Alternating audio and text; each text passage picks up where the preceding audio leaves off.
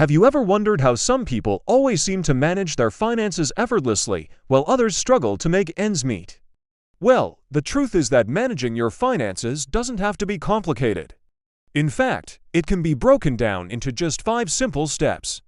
So whether you're a complete beginner or someone who is looking to brush up on their financial skills, this video is for you.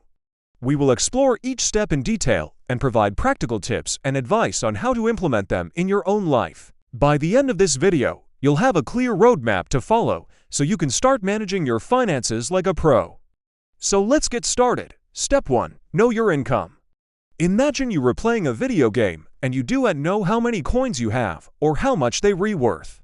You'd be lost and confused and probably pretty frustrated. Well, managing your finances is a lot like playing a video game, and knowing your income is the first and most important step to winning the game. But here's the thing. Most people know how much they earn per year, but they don't really know how much they keep. So what do you actually earn? It's not enough to know your gross annual salary.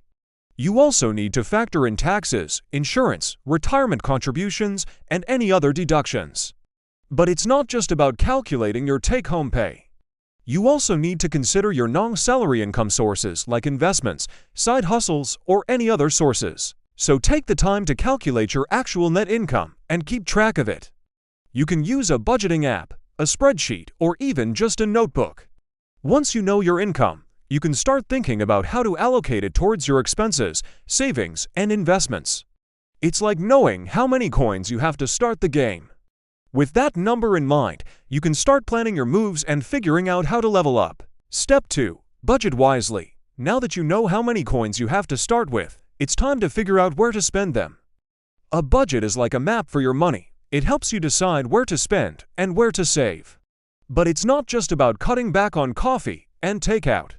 A good budget should include a plan for all of your income and expenses. One popular method for creating a budget is the 50-30-20 rule. This rule suggests that you allocate 50% of your income to needs, 30% to wants, and 20% to savings and investments. However, this is not a one-size-fits-all approach, and you may need to adjust it based on your individual circumstances. For example, if you have high student loan payments or other debts, you may need to allocate more towards paying them off. Or if you're saving for a specific goal like a house, you may need to allocate more towards savings. Whatever approach you take, it is important to be mindful of your spending habits and make conscious decisions about where to allocate your resources. A little planning and discipline can go a long way in ensuring that your money is spent wisely and effectively. So don't skip this step. Take the time to create a budget that works for you and helps you achieve your financial goals. Step 3. Build a safety net. Imagine you're playing a video game and your character has no health bar. Every little scratch or scrape could mean game over. That's what it's like to have no emergency fund. A safety net like an emergency fund can help you avoid falling into debt when unexpected expenses arise. It can be a lifesaver when you least expect it. But it's not just about having money saved up. It's about peace of mind, knowing that you're prepared for whatever life throws your way. Building a safety net can also help you sleep better at night, knowing that you won't be derailed by a sudden car repair or medical bill.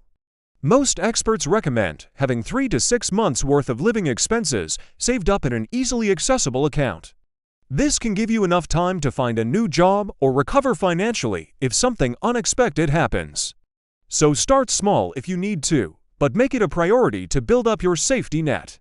It's one of the best investments you can make in yourself. Step 4. Crush debt. We've all been there. You see a pair of shoes you like, so you buy them on credit. But then you get another bill, then another one, and before you know it, you're buried under a mountain of debt. Debt can feel like a never-ending burden, but it doesn't have to be. Paying off debt is like leveling up in a video game.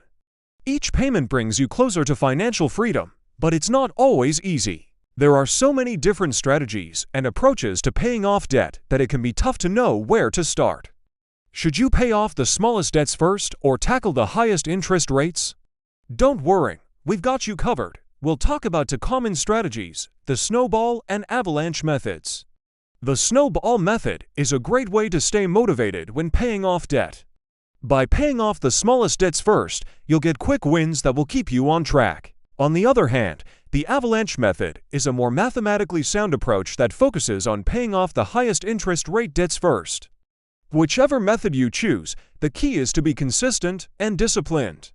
Create a budget that allocates extra money towards paying off your debt and stick to it. Consider using the debt snowball or avalanche methods to stay on track. By crushing your debt, you'll free up more of your income for other things like savings and investments. You lines also feel a sense of accomplishment and empowerment as you pay off each debt and cross it off your list. So don't be afraid to get creative and try different approaches until you find what works for you. Just remember to stay focused and motivated, and you'll be debt-free before you know it.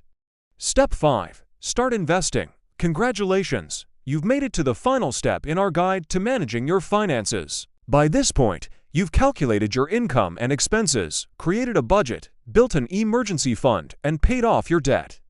Now it's time to focus on growing your wealth through investing. But wait, investing can seem like a daunting task, especially if you're a beginner.